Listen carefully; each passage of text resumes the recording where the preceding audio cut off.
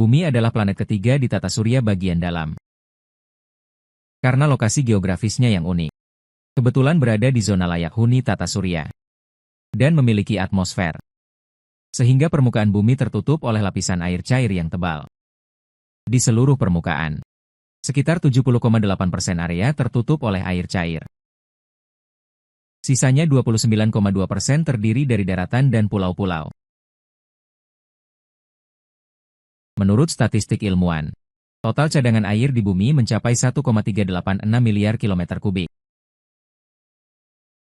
Karena itu ketika memandang bumi dari luar angkasa, kita melihat sebuah planet biru yang indah.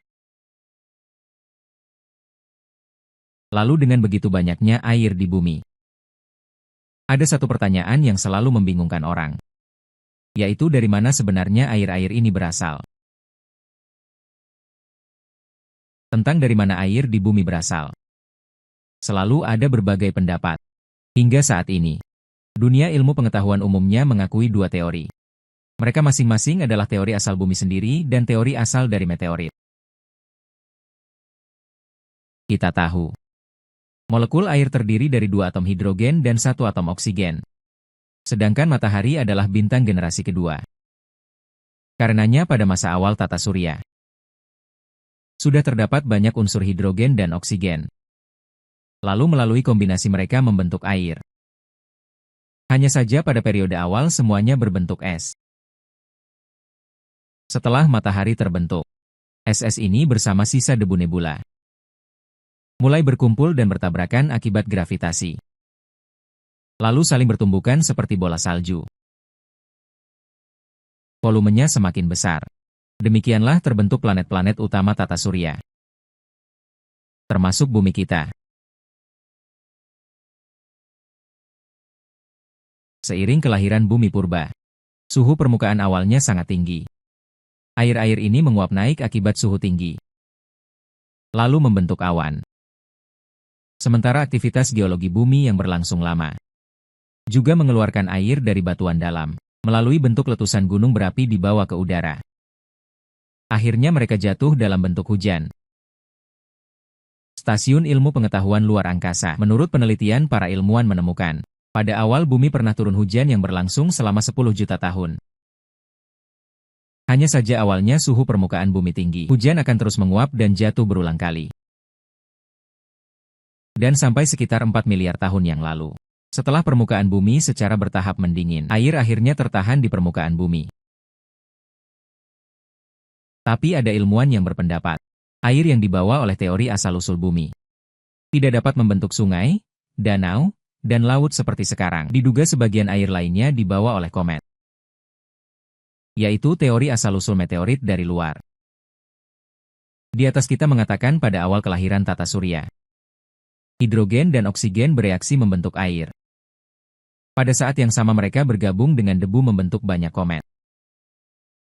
Meteorit tersebar di luar angkasa, yang biasa kita sebut bola salju kotor. Dalam proses evolusi panjang bumi, bumi mungkin terus-menerus dihantam oleh komet dan asteroid ini. Dan berlangsung untuk waktu yang sangat lama, bahkan hingga sekitar jutaan tahun. Lama-kelamaan, sumber daya air yang dibawa oleh komet-komet ini melalui tabrakan panjang, akhirnya tertinggal di permukaan bumi. Karena itu, komunitas ilmiah saat ini secara umum sepakat bahwa air di bumi berasal dari dirinya sendiri dan komet. Keduanya bersama-sama membentuk lautan primitif saat itu. Kemudian di celah hidrotermal dasar laut 3,8 miliar tahun yang lalu, berhasil lahir kehidupan sel tunggal primitif pertama. Akhirnya berevolusi langkah demi langkah, menjadi bumi yang penuh kehidupan seperti sekarang.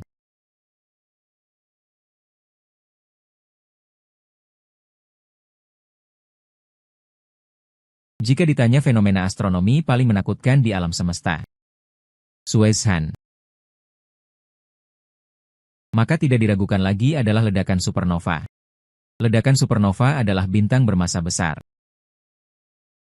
yang mengalami ledakan dahsyat di akhir evolusinya. Ledakan ini sangat mengerikan, dapat mencapai total pelepasan energi seumur hidup matahari.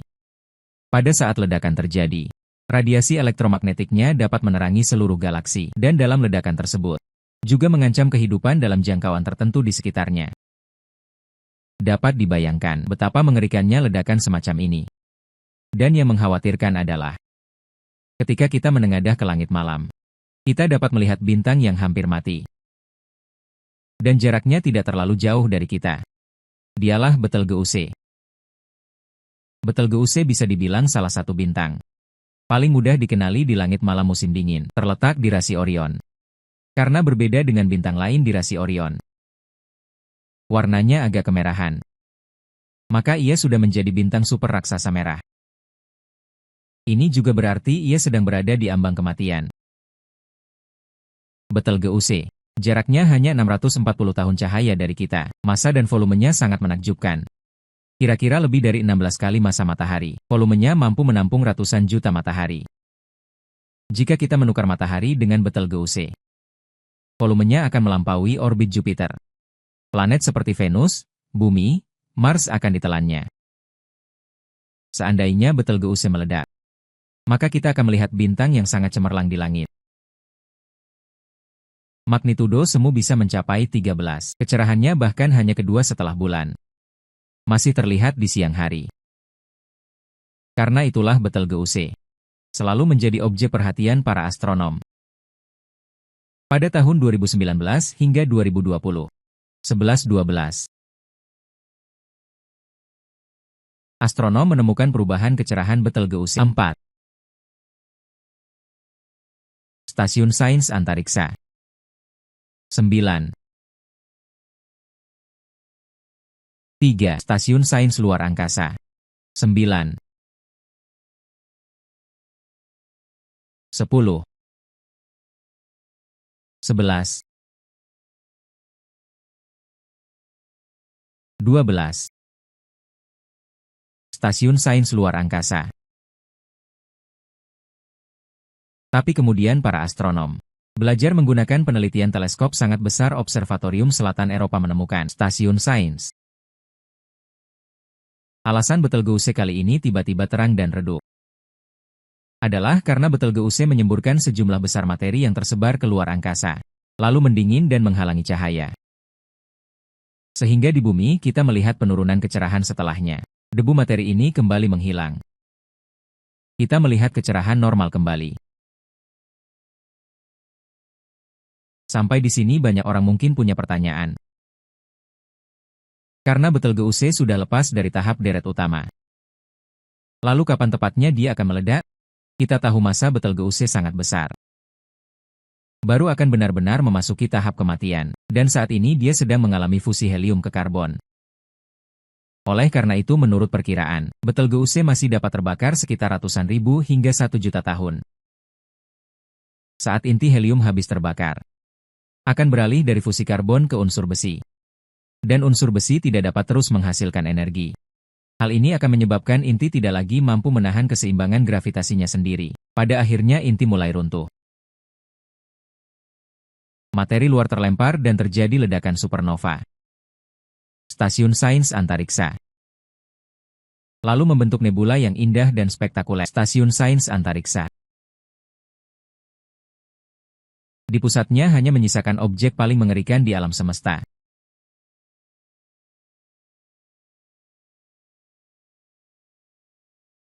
Yaitu lubang hitam. 23 Juli 2020. Roket pembawa Long March 5Y4 yang besar mengirimkan penyelidik Mars Tianwen-1 ke luar angkasa negara kita juga sejak saat ini.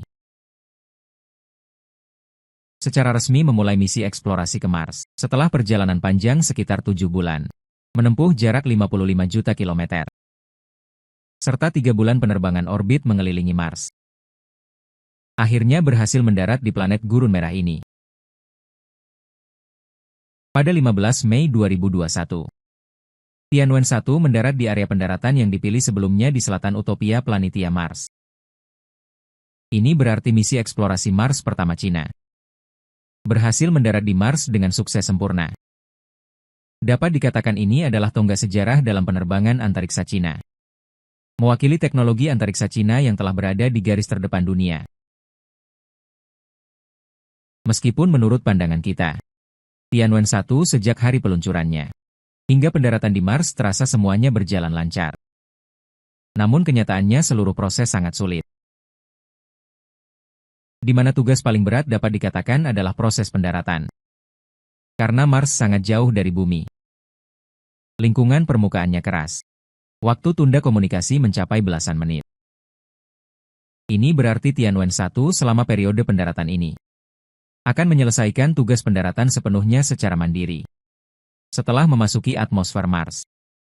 Pertama-tama melambat secara aerodinamis melalui gesekan atmosfer. Ketika kecepatan turun menjadi 460 meter per detik, beralih ke pengerasan parasut. Dan menyalakan mesin untuk daya dorong balik. Akhirnya kecepatan penjelajah turun menjadi 0 meter. Melayang di ketinggian 100 meter dan mulai memilih titik pendaratan yang cocok. Semua kontrol presisi disesuaikan sendiri oleh Tianwen-1. Karena itu periode ini juga dikenal sebagai 7 menit mengerikan dalam sejarah penerbangan. Sementara Tianwen-1 Cina mengalami 9 menit. Bisa dibayangkan betapa sulitnya pendaratan di Mars. Seperti yang diketahui semua orang pada pertengahan abad ke-20, manusia memulai perjalanan eksplorasi Mars. Dari permukaan Mars, selain AS berkali-kali melakukan eksplorasi permukaan Mars. Bahkan Uni Soviet yang teknologinya kuat pun gagal. Hanya Mars 3 yang diluncurkan pada 1971 mendarat di permukaan Mars. Tapi Mars 3 setelah pendarat mulai memindai foto selama 14 detik. Sinyal videonya tiba-tiba menghilang. Selamanya kehilangan kontak dengan bumi. Sementara negara kita sebelumnya tidak pernah mendarat di Mars. Dan tidak memiliki pengalaman apapun.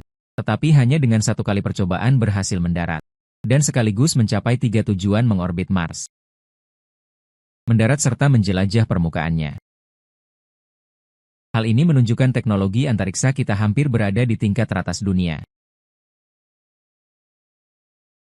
Tianwen-1 sebagai probe pertama yang dibangun secara mandiri oleh negara kita. Setelah berhasil mendarat di Mars. Selanjutnya rover Zhurong akan memulai misi eksplorasi permukaan Mars. Menganalisis tanah, topografi, dan struktur geologi Mars, DLL. Untuk meletakkan fondasi yang baik bagi pendaratan berawak di Mars di masa depan. Terakhir, mari kita bersama-sama menantikan lebih banyak penemuan dari Zhurong.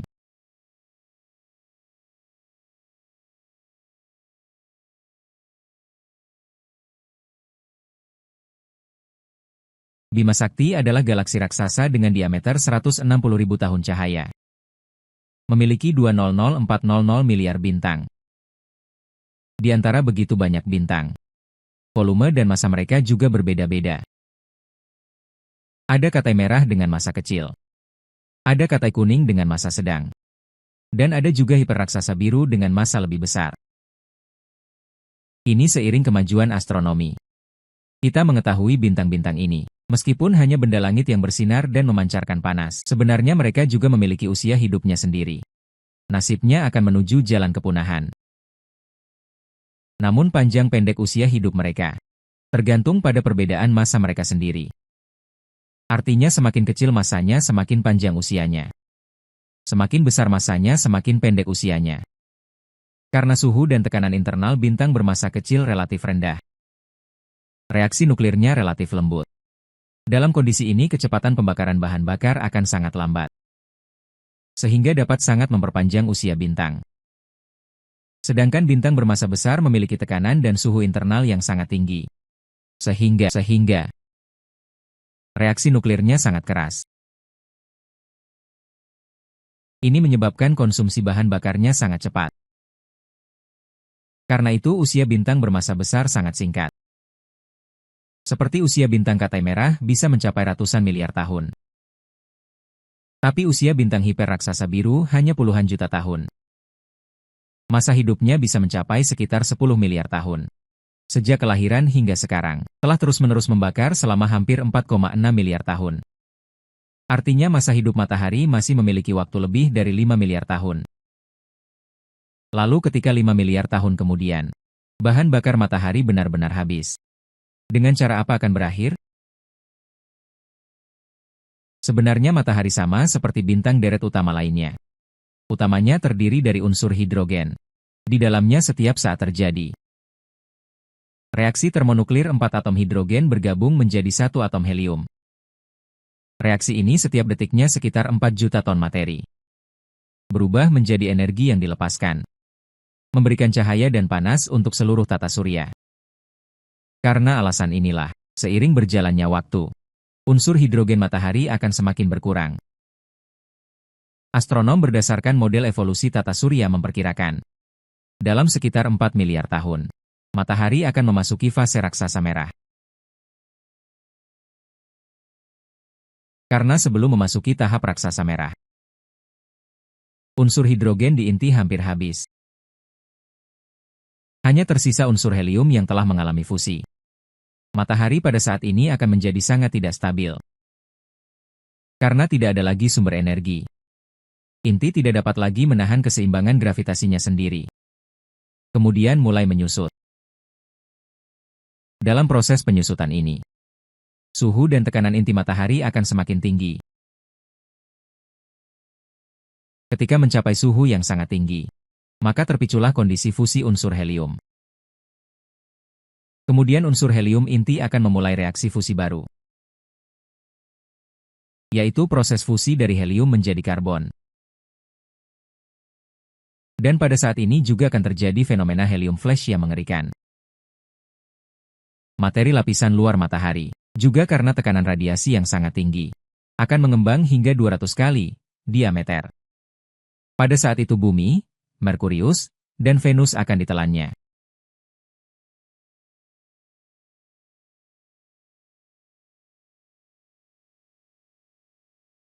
Pada periode tahap raksasa merah, fusi helium akan berlangsung sekitar 1 miliar tahun. Setelah 1 miliar tahun ke depan, ketika helium habis, reaksi fusi tidak lagi terjadi untuk melepaskan energi. Gas di lapisan luar matahari akan lolos keluar angkasa. Lalu terbentuklah nebula planet yang indah. Pada akhirnya hanya tersisa inti karbon dengan kepadatan sangat tinggi, yang kita sebut sebagai katai putih. Karena katai putih tidak dapat lagi melakukan reaksi fusi nuklir. Seiring berjalannya waktu, suhunya akan semakin rendah, hingga akhirnya menjadi katai hitam yang tidak dapat lagi bersinar.